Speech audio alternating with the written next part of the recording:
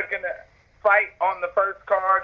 I know that they did a raid and the money was great, so we're looking to get something going maybe late summer this year.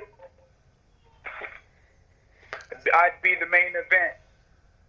How difficult is it to concentrate on everything you're building as well as getting prepared, for an upcoming fight, Knucklemania? You know what, man? I just go with the flow. I don't really concentrate on it. A lot of people want to take your time here and there, and obviously you want to help people and you want to give back, but sometimes you got to tell yourself, you can't be spread out too many places at once, and you just have to, like I said, go with the flow. I do what I can, and then I do what I have to do. I got to train twice a day. I have to recover. I have to relax. I have to sleep. I have to lay down a lot because training beats on your body. That's right. And then you got to relax a lot so that your body can rejuvenate, build back up its power, and then you go to training again and again and again and again and again, and then you're just ready to fight. Fight week. So don't give your time out too much, and just do what you can. What's most important is, I'm here right now building a ice bath that someone sent me with my family. My son's over there pumping it up, and cool. We're gonna get it connected. I'm gonna jump in there.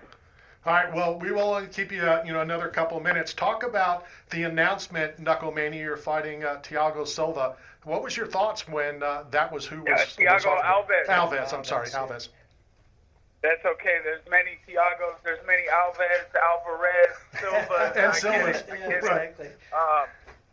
It's a popular name, but yeah, he was a former bare knuckle world champion. But he never fought at 185. And I did fight Luke Rockhold at 185, and I thought I had a pretty clean performance in that one. Yes, you did. And Thiago's been more of a dog than Luke has shown to be. I'm interested to see how he comes to fight me. Will he come forward? Will he try to stick and move? I'm looking to hit that big nose, that big target in the middle of his face, and try to make him quit again. Like I said before, let's see what happens after 4 minutes. A fight is a fight for me. I am the main attraction, and to have an opponent, it's an old fight that people wanted to see a long time ago, so it's great to get to make it happen. And I know I'll be there. I'll be ready. You're always entertaining, man. You're always entertaining. I love listening to you talk. I love watching your fights. You're fun. Thank you. Not that you're the type of person to look ahead after Thiago Alves. Got it right this time. I saw some videos about Jake Paul. I know about Conor McGregor. Are you still thinking about the possibility of one or the other or both? Oh, man, if anything, me and Conor can fight in a new Bloodsport movie or something, man. we could. Hollywood. I thought his part in Roadhouse was great. He was a great actor. Apparently, he had the highest paid acting debut. He had the highest paid boxing debut and the highest paid UFC fighter of all time. So, shout out to Conor, man. He's doing great things, and we're all just, I'm trying to do the same. I'm actually supposed to be in a movie this year. I'm supposed to be filming. We were supposed to film back in February, so I hope that's still going through. I want to act, and it's not really acting for me. If they give me the right part, I'll just be myself. That's right. Well, but Mike, which would you rather do? Would you rather play something, similar to what your life is, or would you rather try to act and go out and do something different? Because I'll be honest with you, my favorite acting that I've ever watched is when Denzel Washington was in Training Day. I love that. And he played the bad guy, and that's a role that you would never think of Denzel Washington. Right. Well, yeah, that's an incredible movie. I mean, that's like an all-time movie right there. Yep. And I don't know. I could try anything. I watched this movie recently called Ricky Stenicki, and John Cena played everything from Beyonce, or not Beyonce, but Britney Spears. That's funny. I mean, he played everything in that movie, just showing his range of talent. Mike, what was that movie again?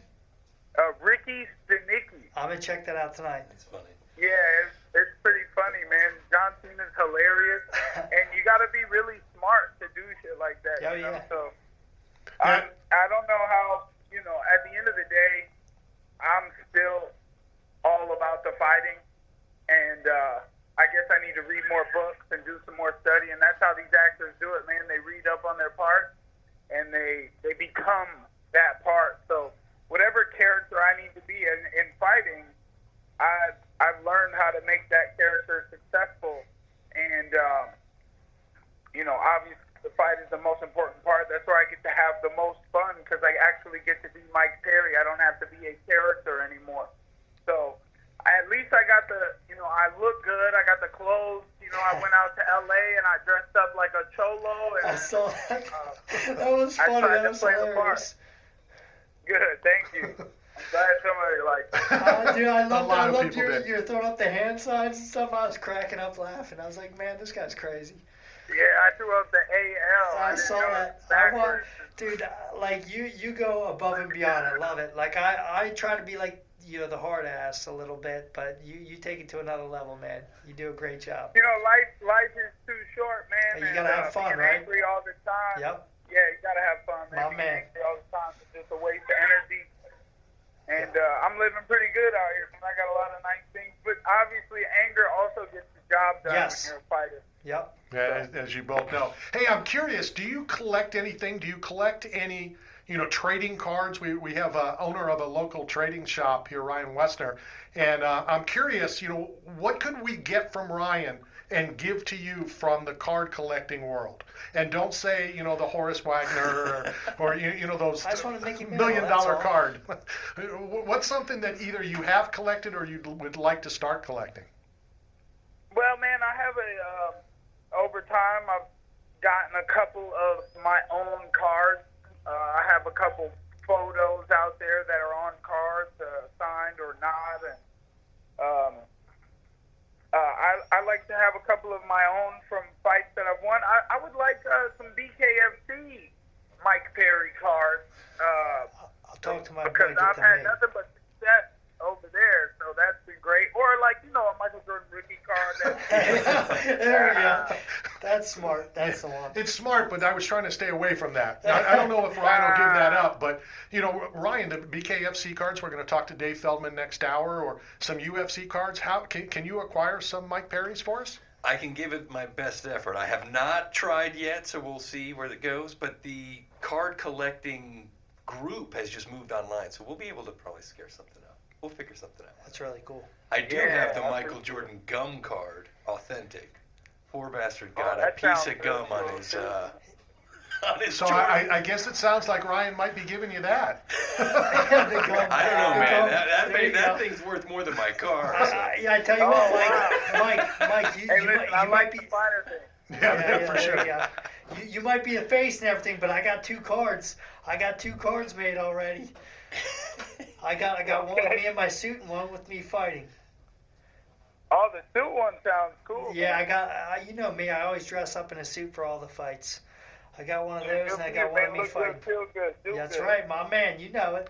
All right, just in closing, and just a couple weeks away, how do you stay not necessarily focused, because I know you well enough, but to not center every minute on this upcoming fight and enjoy? And I wear this bracelet, Live Your Dash, and you were talking about living your life and doing that. So how do you walk that fine line of staying focused, hitting the gym twice a day, 3 times a day, but still being able to enjoy your life and enjoy the family?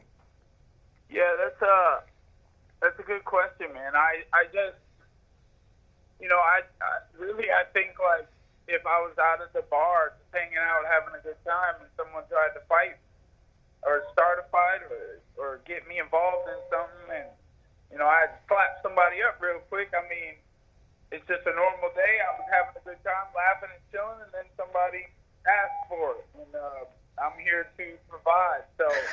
I don't don't even think twice about it. I think the more I live my life and relax, the better I'll do in my fight.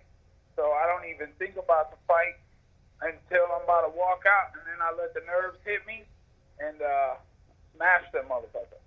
He didn't say that. He said I trucker. forgot. Yep. No, that's right. he I said heard. trucker. I totally forgot we're on the radio. I thought he said bucked up. No, he said trucker. Bucked. It was He said trucker mother for sure. trucker. Okay. So it's I all never from good. the artillery. It's all good. Mike, as always, thank you very much for your time. I'm going to get on Ryan Wesser over here and try to get you that Jordan or something The similar gum. to a Get him the Jordan. gum. I think that'd be The pretty gum. good. Yeah, that's probably worth Mike, just thanks as for your much. time, man. It's great talking with We'll you. talk to Thank you you again soon, guys, Platinum. man. Take care.